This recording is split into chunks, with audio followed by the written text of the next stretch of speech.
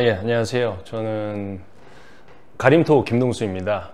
제가 프로게이머 생활은 1999년부터 시작을 했고요. 그리고 2년에서 3년 정도 하고, 그 다음에, 병역 관련한 상황 때문에 쉬었다가 다시 한번 복귀를 했다가 한 1년 정도 하고 이제 은퇴하고, 프로게이머 생활은 그렇게 마무리를 한 사람입니다. 그 혹시 오리지널 때부터 혹시 플레이를 한번 시작하셨었나요? 그렇죠. 네.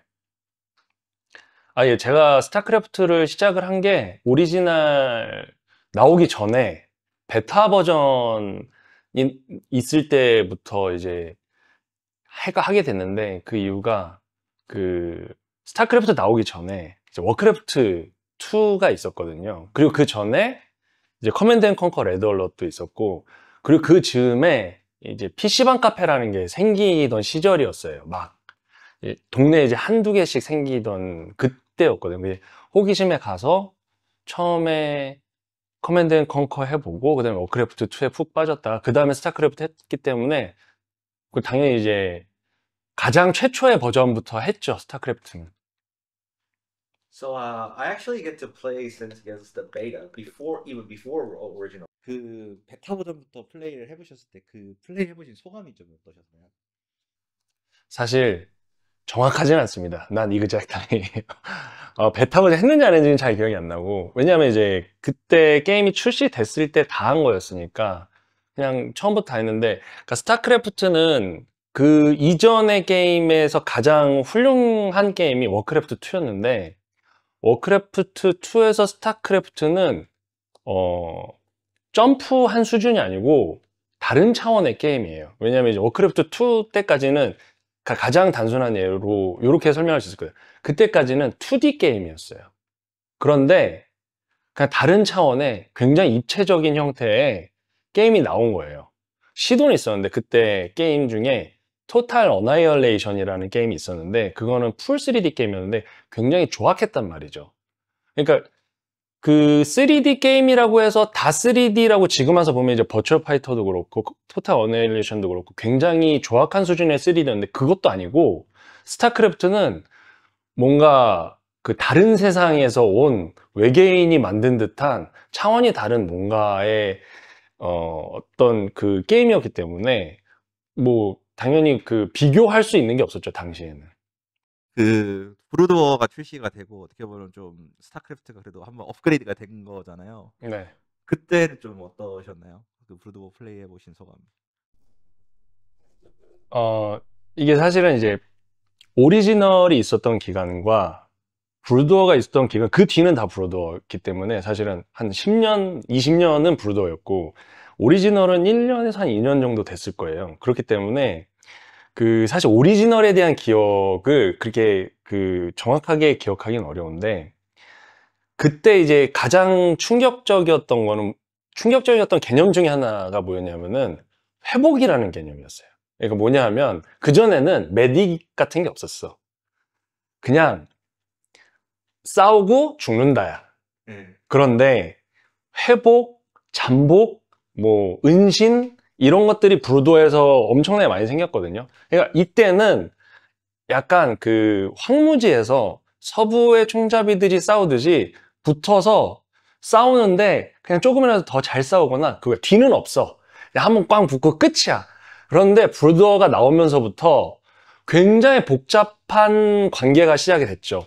숨어 있는 것도 찾아야 하고, 잠복해 있는 것도 피해야 하고, 이거 지속적으로 싸우면 내가 불리해지기도 하고, 이런 관계가 됐던 거거든요. 그런 어떤 어, 그것도 역시 이제 차원이 다른 형태의 점프였던 것 같아요. 그 다큐멘터리에서도 좀 봤었는데 이전에 그 배틀넷이라는 게 이제 또 상용화가 되면서 그게 또 배틀넷이 되게 혁명적인 서비스로 또 평가가 좀 많이 됐었잖아요. 그때 그 배틀넷은 처음 나왔을 때는 좀 어떤 느낌이셨나요? 어, 그 전에도 사실 그렇게 게임을 할 수 있는 형태는 있었어요. 예를 들면 이제 커맨드 앤 컨커라든지 워크래프트 2라든지 토탈 어네이션이라든지 할 수 있었어. 그런데 회선이 안 좋았어요. 그러니까 뭐냐면은 우리나라에 PC 카페가 들어오는 그 시점에, 정확하진 않지만 그 전용선 같은 게 들어오던 그 시점이었어요. 인터넷선이. 그러니까 뭐냐면 그전에는 어떻게 했냐면은 모뎀으로 했어요. 전화선으로. 그러니까 개념 자체가 다른 거죠. 그러니까 접속 상태가 굉장히 전송 속도가 뭐 지금은 상상할 수 없겠지만 100kb가 많이 나오는 거였어. 그러니까 애시당초 비교할 수 없었는데 그때 전용선과 비슷한 시기에 뭐 의도한 건지 의도하지 않은 건지 모르겠지만 배틀넷이라는 게 등장을 했는데 그 배틀넷이라는 개념은 뭐냐면은 그 전에는 그런 회선상의 불리함이 있었기 때문에 어떻게 게임을 했냐면은 동네 친구들끼리 했어요. 이게 랜선. 그러니까 PC방이라고 하는 그 네트워크 망 안에서 PC방이 이제 50대가 있을 거 아니에요. 거기에 친구들끼리, 그때는 저 학생 시절이었으니까 3반 애들, 4반 애들, 뭐 아니면 우리 반 애들끼리 이렇게 아니면은 다른 학교 애들끼리 붙고, 그러니까 동네 짱이었지 나는 그 당시에 동네 챔피언의 개념이었던 거지. 그리고 동네 대회가 많았고 그런 시대에서 이 전용선과 함께 배틀넷이 나오면서 그 세계관이 엄청 뻥 커진 거죠. 알고 보니 나는 우물한 개구리였던 거지. 난 내가 짱인 줄 알았는데, 엄청 잘한 줄 알았는데 엄청난 충격을 받았죠. 전국에서 내노라는 사람들이 그때 막 프리무라라든지 기온패트리라든지 이런 뭐 이기석이라든지 신주영이라든지 이런 어마어마한 사람들이 있다는, 나는 너무나 초라한 존재였던 거야.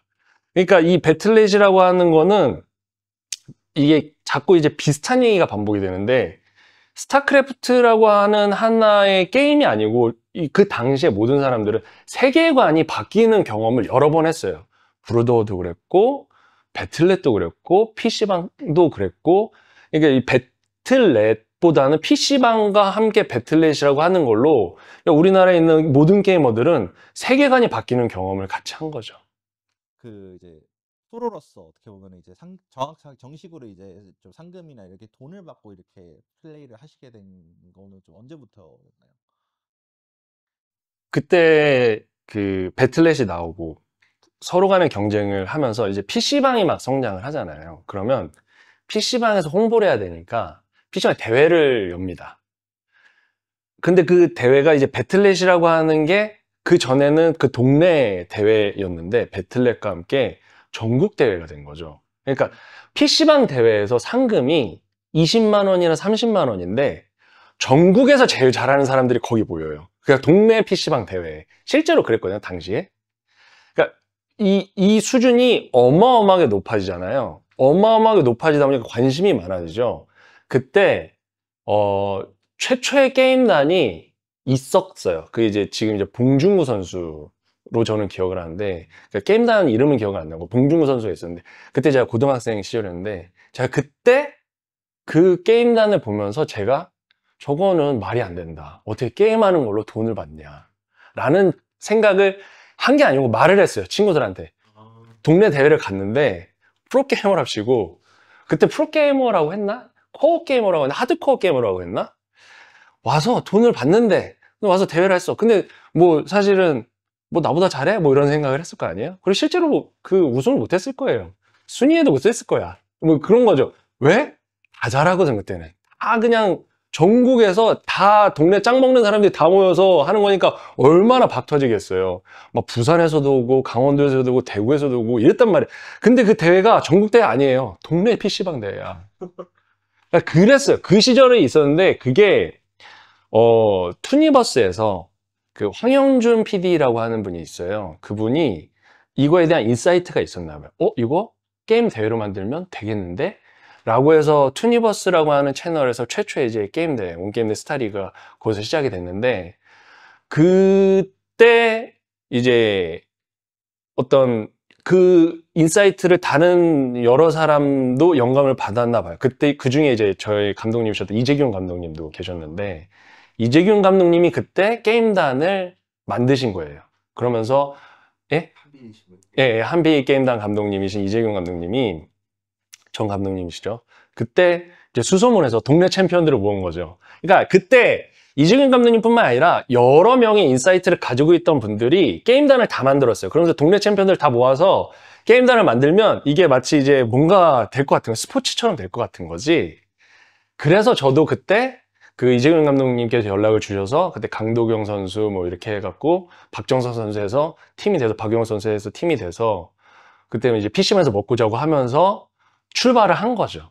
그러니까 그러고 나서 한빛 소프트에서 계약을 맺어서 한빛 게임단이 되어서 최초로 이제 돈을 받았으니까 그때가 아마 제가 이제 최초의 프로게이머가 됐던 시절이라고 볼 수 있겠죠.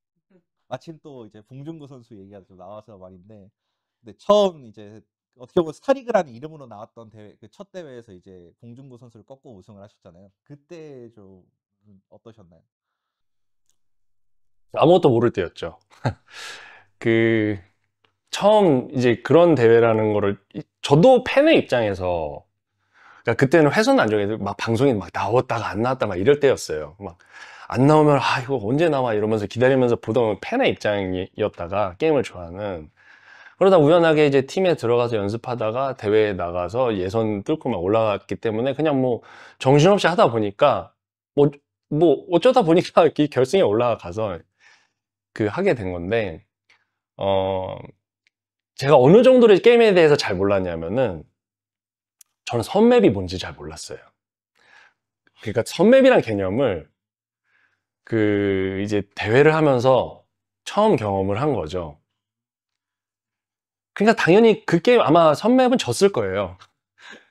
그러니까 되게 극단적으로 이제 뭐 봉중근 선수가 이것저것 많이 하고 아마 제가 제 종족은 프로토스인데 봉중근 선수의 프로토스한테 졌을 거예요. 근데 그게 결승인지 모르겠습니다. 그 진행하는 중에 졌을 수도 있고 기억이 확실치 않은데 그 정도로 제가 이해도가 부족했었는데 지금 와서 보면 그때 제가 어떻게 이겼을까를 생각해 보면 그러니까 제 개인적으로는 나는 모르니까 하나밖에 안 했어요. 그게 투게이트웨이 진로넛이었어요. 그때 사람들이 테란 상대할 때는 뭐 원게이트웨이에서 뭐 태클을 타고 뭐 드래곤 뽑고 막 이래야 되는데 전 그걸 아예 몰랐어요. 투게이트웨이 진로넛이밖에 모르는데 그러니까 전 그거밖에 모르니까 그것만 연구했어요. 그러다 보니까 극단적인 마이크로 컨트롤을 했죠. 그러니까 남들이 질럿 한 마리 죽을 때 저는 질럿 한 마리 안 죽는 것만 연구한 거예요. 그게 쌓이면 남들은 다 죽었는데 저는 질럿이 5마리, 6마리가 남아있죠. 그 상태에서 게임이 이어지니까 지금 와서 생각해보면 다른 사람들은 그런 상황을 대해보지 못한 것 같아요. 그러니까 그냥 단순히 운이 좋았죠. 저는 몰랐으니까 이거밖에 연구를 할 게 없었는데 저랑 게임했던 사람들은 그걸 경험해 본 적이 없으니 많이 당황을 해서 대처를 못했던 거라고 생각을 해요. 그러니까 저는 우승할 때까지도 그 프로토스라거나 스타크래프트에 대한 이해를 잘 못했어요. 이거를 제가 왜 이걸 확실하게 기억을 하냐면은 그 뒤에 제가 해설을 하게 됐는데 인천 TV에서 해설을 했는데 그때 이제 임요한 선수의 게임을 처음 봤거든요. 그때 되게 충격을 받았어요. 너무나 다른 게임을 하고 있는 거지, 임요한 선수는. 그래서 내가 정말 모르는 채로 내가 어떻게 우승했지? 그때도 의문이었던 거죠. 이제 방송 경기를 하실 때 항상 그 우주복 같은 그런 전용 이제 경기복을 입고 이제 등장하셔가지고 게임을 치르셨잖아요. 이제 그런 복장을 하시고서 이제 플레이 하시는 걸 좀 어떻게 느끼셨나요? 아마 다 비슷한 느낌이었을 것 같은데 지금은 상상이 잘 안 되시겠지만 그때 대회장을 어떻게 했었냐면요. 이제 게임하는 PC가 있죠. 서로 한 3m 정도 되는 위치에, 이 정도 되는 위치에 있어요. 그리고 관중들이 주변에 있을 수 있었어요. 바로 수백 명의 관중들이 있었는데 그게 어떤 개념이냐면은 PC방 대회가 그래요. PC방 대회도 할 때 게임을 뒤에서 다 보고 있어요. 프로게이머는 얘는 얼마나 하지? 뭐 얘는 뭐 얼만큼 잘하지? 막 다 뒤에서 다 구경해. 비슷한 개념이거든요. 그러니까 뭐가 달랐냐면 복장이 달랐지. 그리고 또 하나 큰 게 다른 게 있는데 메이크업을 해줬어요. 그리고 지금 이제 조명이 되게 이제 배려해서 주시잖아요. 대회장의 조명이 배려가 없었어요. 뭐냐면은 어마어마하게 강한 조명과 메이크업과 복장이 있잖아요. 어떤 느낌이 들겠어요?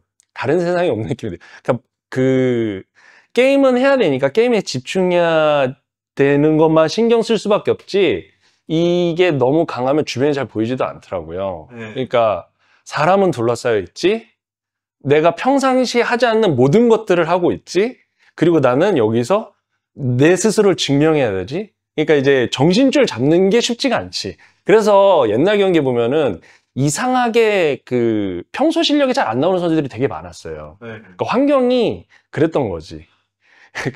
그러니까 지금 와서 그때 느낌이 어땠냐? 어땠는지를 알 만한 상황이 아니었다. But one more thing is, 그 수트는 세탁을 안 했어. 그러니까 한 번 제작하면 그 제작한 수트를 한 번의 세탁도 없이 계속 입었고, 그 수트가 아마 대회별로 교체가 됐어. 그러니까 아니면 결승전 때 교체됐던가 그랬을 텐데, 무슨 뜻인지 아시겠죠? 네. 처음에 입었으면 그 대회 혹은 그 다음에까지는 세탁 없이 그냥 쭉 입었기 때문에 냄새는 났어.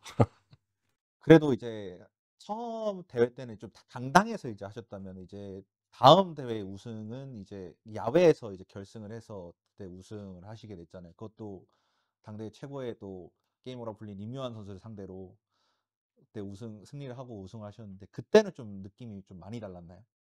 그때는 많이 달랐죠. 그러니까 이제 장충체육관이었을 텐데, 결국은 실내긴 실내인데, 네. 야외는 그 광안리 광안리에서 10만 관중 있었던 프로리그 결승. 그때는 제가 해설을 했으니까 당시에 올림픽 공원은 다른 대회. 그 올림픽 공원도 아마 다른 대회일 거예요. 그러니까 저까지 제가 우승했을 때까지는 그 강당에서 했고 장충체육관에서 했는데, 그러니까 제가 이제 임요한 선수의 게임을 최초로 보고 충격을 먹었다고 말씀을 드렸잖아요. 네. 그러니까 사실상의 정신적 스승이 저한테는 이제 임요한 선수인 거예요. 왜냐하면 제가 그 만든 전략들의 대부분이 임요한 선수가 테란으로서 만든 전략을 프로토스로서 적용 가능한 방식으로 바꾼 형태예요. 그러니까 몰래 게이트, 몰래 로보틱스, 아니면 셔틀, 이런 종류의 것들이 테란으로서 이미 임요한 선수가 보여줬던 것들이고, 저는 이제 그걸 보면서 이걸 프로토스가 바꿀 순 없나? 왜냐하면 지금 이대로 내가 투 게이트웨이를 한다든지 아니면 어차피 내가 남들과 똑같은 방식으로는 이기긴 힘들어. 그러면은 이거를 바꿔서 할 수는 없나라고 했을 때 됐던 것들, 적용 가능했던 모델들을 전략으로 썼던 거고, 그게 먹혀서 결승까지 갔던 거거든요. 그러니까 이제 임요한 선수는 말씀하셨던 대로 당대 최고의 선수였는데, 어느 정도로 최고의 선수였냐면은 아마 지금의 여러분들의 기억상에서는 그냥 단순히 이제 슈퍼스타라고 생각하시겠지만, 임요한 선수가 어느 정도로 잘했냐면, 그때 PKO, KPGL, 정확한 명칭 안 나오는데 어떤 대회가 있어요. 매주 열리는 대회인데 그 대회에서 30연승, 40연승을 한 선수예요. 한 번도 안 졌다는 얘기예요. 그러니까 여러분들이 이제 그 어떤 방송에서 나오는 모습의 임요한 선수보다 실질적으로 실력이 더 대단한 선수였어요. 그러니까 저도 이 선수의 경기라고 한다면 충분한 가치가 있고, 이 선수의 경기는 내가 충분히 배울 만한 가치가 있다라고 생각을 했던 거거든요. 그래서 그걸 토대로 해서 이제 결승까지 올라갔고, 결승에 임요한 선수가 있었는데, 사실 저는 이제 못 이긴다고 생각을 했죠. 이긴다는 생각보다는 창피하지 않는 게 중요했어. 좀 젖잘싸, 젖잘싸 느낌으로 해야겠다는 생각했는데,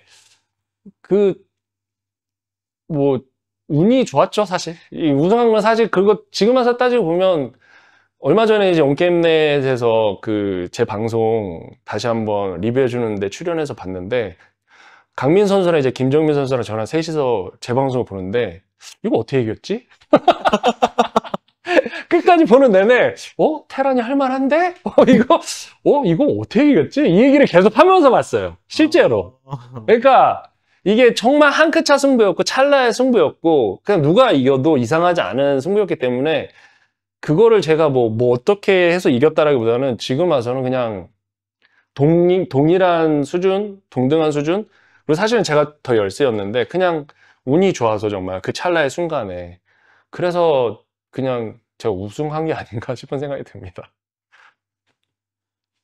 그때 관객분들은 좀 어떠셨나요? 그때 관객분들 정말 많이 오셨다. 뭐 정말 이렇게 관객 그런 열기가 좀 느껴지는 부분 좀 많았었나요? 관객 많았죠. 굉장히 많았죠. 굉장히 많았고, 어, 그때 이제 해설이 있으니까 해설 소리가 들리면 안 되잖아요. 그래서 이제 부스 안에서 들어가서 게임을 해요. 그렇기 때문에 이거의 목적 자체가 차단인 건데, 그렇죠. 당연히 이제 게임에 몰입을 하고, 부스도 있고, 차단되어 있고, 그리고 심지어는 그 안에 스피커로 소리도, 그 스타크래프트 BGM을 또 크게 틀어놔요. 아, 그러니까 약간 유리되어 있어요, 관객과. 네. 그 선수를 배려하는 것과 치팅 이슈를 최대한 없애기 위해서 그렇죠. 한 건데, 그럼에도 불구하고 게임이 끝났을 때 함성 소리는 들릴 정도였죠. 그러니까 전율적인 상황을 경험을 했고, 제 인생에 있어서 이제 그 경험은 아직까지 경험 못 해봤고, 또 경험할 수 있을까 싶을 정도로 엄청난 경험이긴 했죠. What was the reaction to hearing about the formation of KESPA? 아, 이제 어떻게 보면 이제 e스포츠가 이제 좀 활성화되고 이제 그러고서 e스포츠 협회란 게 또 생겨났잖아요. 그때 e스포츠 협회에 대한 좀 생각은 좀 어떠셨는지 e스포츠 협회가 생겨났을 때 느낌. 그 혹시 아실런지 모르겠는데 프로게이머 라이선스라는 게 있습니다. 아, 네. 뭐 지금도 있는지 모르겠어요.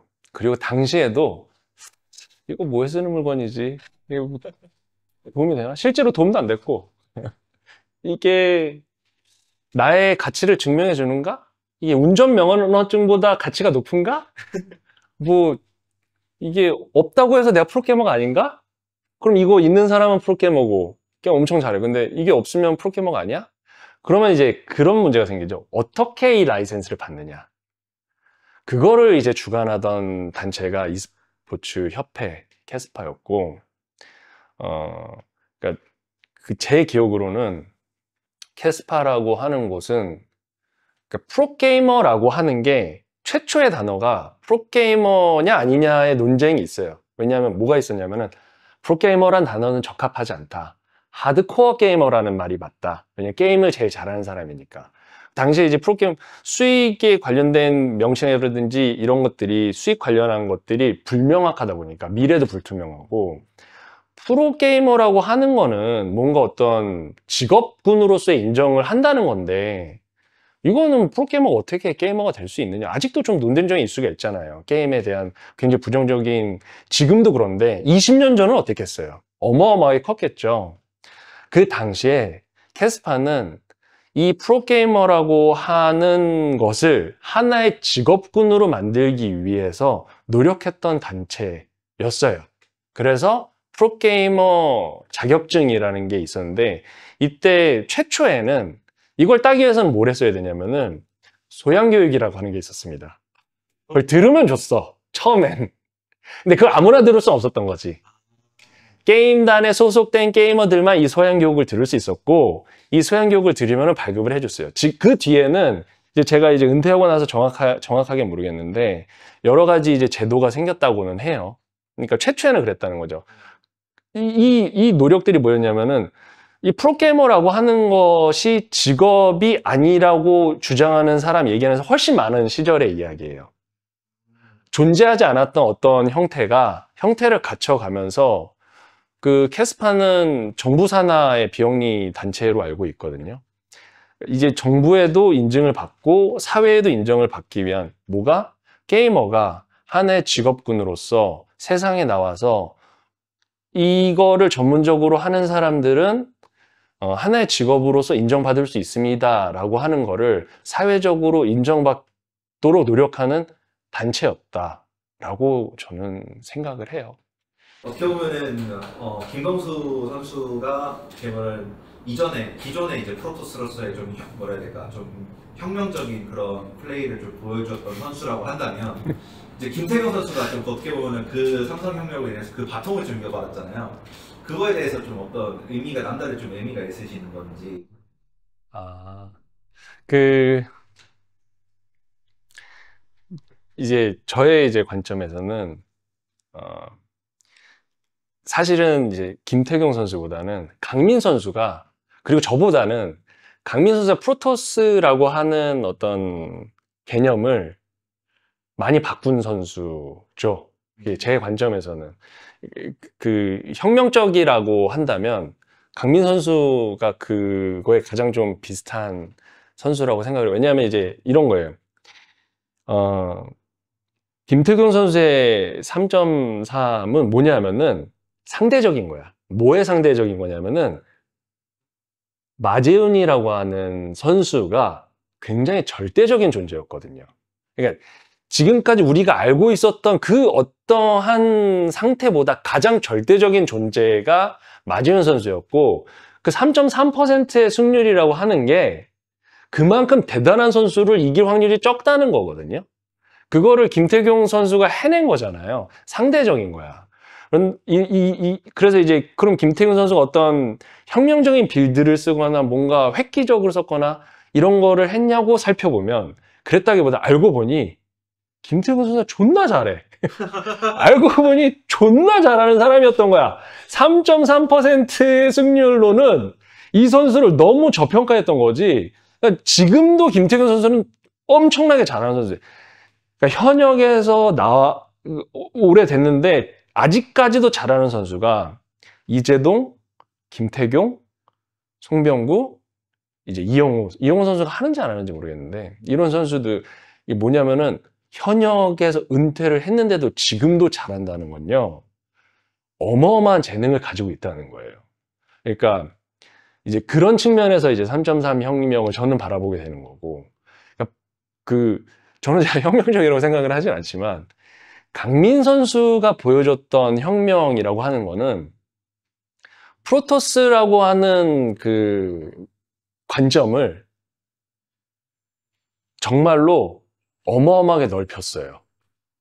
프로토스는 이만큼도 저는 이제 이런 거거든요. 몰랐지요, 놈아.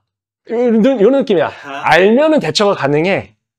뭐 요건 몰랐을 거다. 이렇게 했다고 하면은, 그러니까 일회성으로만 했다 한다면 강민 선수는 너는 경험해보지도 않았지만 안다고 해도 못 막아. 그러니까 관점 자체, 세계관 자체를 굉장히 넓힌 선수라고 생각을 하거든요. 물론 송병구, 올타임 넘버원은 저는 이제 송병구 선수나 김태균 선수 중에 한 명이라고 생각을 하지만 혁명적인 관점에서는 이 강민 선수를 생각을 하고, 그러니까 김태균 선수는 되게 상대적인 거였다고 생각을 해요. 그래서 3.3은 제 관점에서는 마재현 선수가 그만큼 대단했다 라는 얘기로 출발을 해야 이렇게 그 3.3 혁명에 대해서 좀 이야기가 좀 편해지는 상황이 될 것 같아요. 그냥 그 택배일상 전체에 좀 봤을 때 택배일상 전체에 좀 영향력을 좀 어땠다고 보시나요?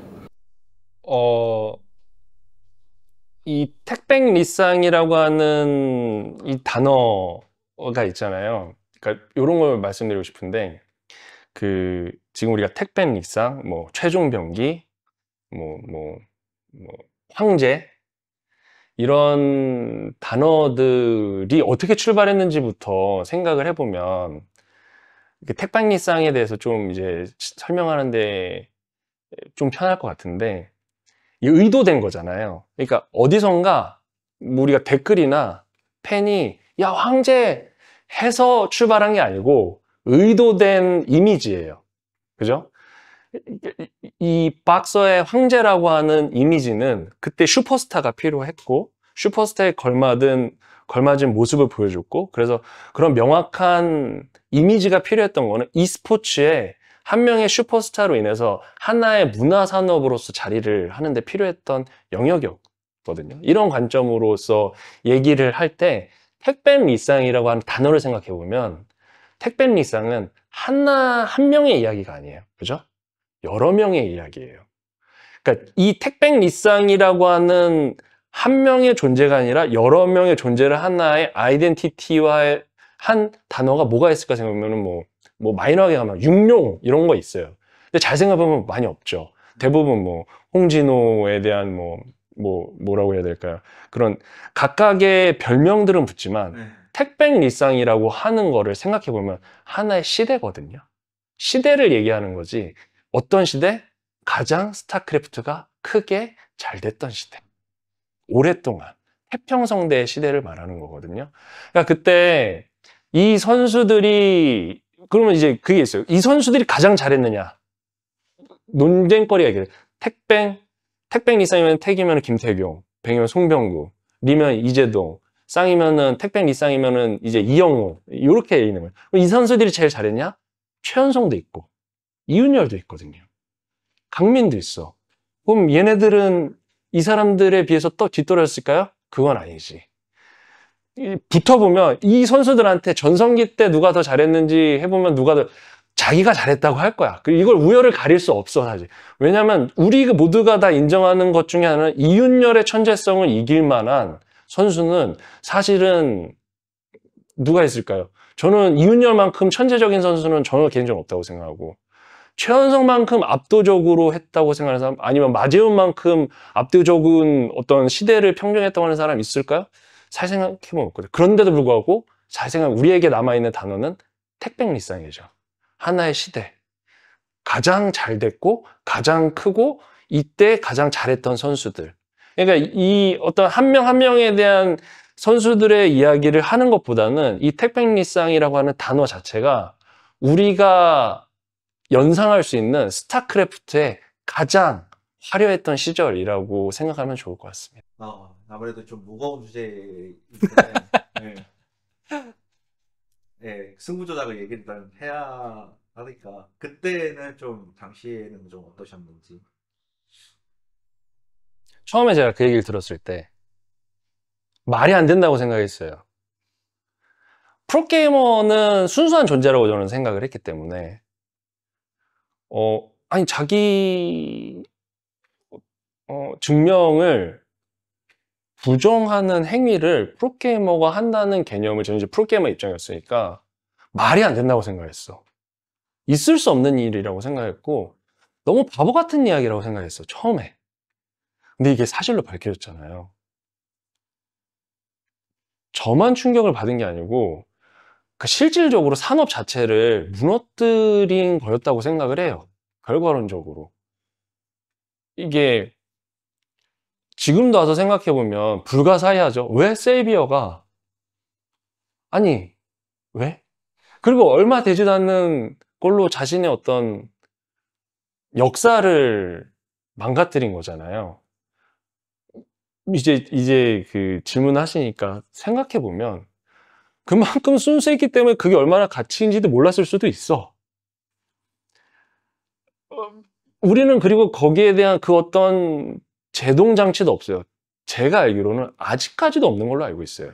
그러니까 마음 먹으면 지금 이제 뭐 롤드컵 하고 있는데 롤드컵의 승부 조작을 하려면 할 수 있겠죠. 어떤 제동 장치가 있을까요? 들은 바도 없고 저도 뭐 제어하는 것도 없을 거야. 쉬쉬하는 거지. 그러면 이제 저는 그런 생각은 해요. 다른 스포츠는 어떻게 제동하고 있지? 어떤 제어 장치가 있나? 아마 공포라고 생각을 하거든요. 만약에 걸리면 영구 뭐 박탈, 뭐 선수 영구 뭐 제명 뭐 이런 거예요. 그게 이제 세이비어를 그런 어떤 사례로서 영구 제명을 한 거잖아요. 그리고 그 뒤에도 이제 박찬수 선수도 그렇고 영구 제명을 하는 형태로서 공포감을 심어주는 건데 이게 하나의 산업을 무너뜨렸어요. 실제로 저는 그렇다고 생각하거든요. 그러면 이게 어떤 대책을 마련하거나 방지책을 마련해야 될 텐데 그게 있느냐? 없다고 생각은 해요. 그러니까 우리는 지금 이제 e스포츠라고 하는 하나의 어떤 산업적인 면으로 봤을 때 굉장한 시한폭탄을 쉬쉬하고 있는 거죠. 이미 존재하고 있고 어디선가는 벌어지고 있을지도 몰라. 우리가 모를 뿐이지. 지금 롤드컵에 승부 조작이 없을까? 아무런 방지책이 없는데 마음먹으면 누군가가 시도해보지 않을까? 그리고 생각해보니 시도를 했었던 것 같고 누군가가 기사나 이런 걸 봤는지. 그러니까 이게 이 시장이 커지면 커질수록 계속해서 이거는 불거져 나오는 건데 이것에 대한 논의는 지금 이제 굉장히 중요한 지적을 하셨고 뭐 제가 이제 e스포츠 업계에 있지 않으니까 뭐 제가 뭐 되게 감내나라 배내나라 할 수는 없지만 사실은 굉장히 중요한 어떤 언급이고 이거는 공론화가 되어서 재발 방지 혹은 이런 것들이 발생하지 않기 위한 노력은 굉장히 중요하고 필요하다고 생각을 하는 입장이에요. 그 이제 온게임넷 스타리그의 이제 마지막 결승을 혹시 지켜보셨었는지 그리고 그때 좀 느낌을 좀 말씀해 주신다면 어떨지. 되게 멍청한 짓이라고 생각했어요. 그러니까 팬들은 여전히 많고 산업이 아직 끝나지 않았는데 누군가 어떤 멍청한 인간이 끝났습니다 나가세요 라고 얘기한 거잖아. 실제로 멍청한 짓이었고 이제 이 팬들이 그 뒤에 아프리카에 모여서 스타크래프트 1을 유지를 시키죠. 그래서 아프리카에서 새로 이제 스타리그를 다시 만들어서 잘 되고 있잖아요. 엄청 잘 되고 있거든요. 그러니까 저는 되게 어리석은 걸 어리석다고 생각을 하고 그런 행위 자체가 그럼 뭐를 위해서 그랬느냐? 스타크래프트 2 때문에 그랬던 거 아니야 라고 생각. 아니 2는 2대로 가고 1은 1대로 가면 되는 거 아니야 라고 생각을 하지만 그러니까 뭐 그래요. 뭐 팔아야 되는 입장에서는 스타크래프트 2 팔아야 되는 입장에서는 1을 빨리 죽이고 그만큼 2로 뭐 이관시켜야지 뭐 이런 생각 할 수도 있지. 그런데 이제 팬들의 입장은 그리고 뭐 시대의 흐름은 그것과는 그 의도대로 가지 않잖아요. 그러니까 저는 되게 그 마지막 경기는 되게 멍청한 뭐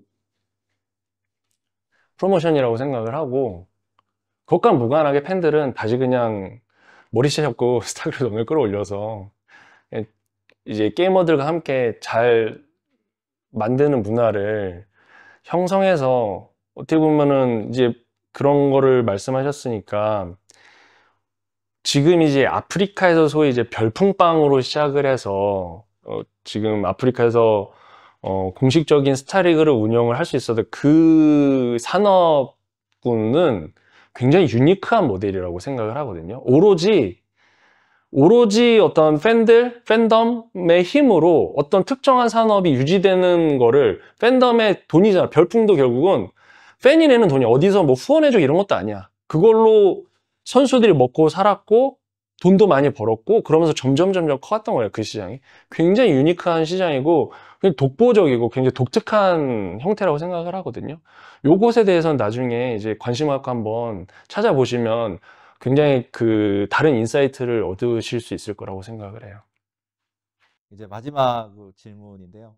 마지막으로 스타크래프트가 없었다면 이제 김동수의 인생은 좀 어땠을까? 네. 네. 흥미로운 질문이네요. 생각해 본 적이 없는데 조금만 좀 생각을 해볼게요. 한 번도 생각해 본 적이 없어서. You'll need to take time to think. Sure. He never thought of it before, so.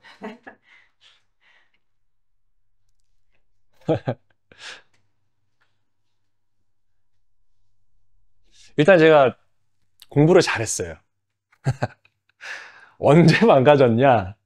고1 때 스타크래프트 만나면서 망가졌어.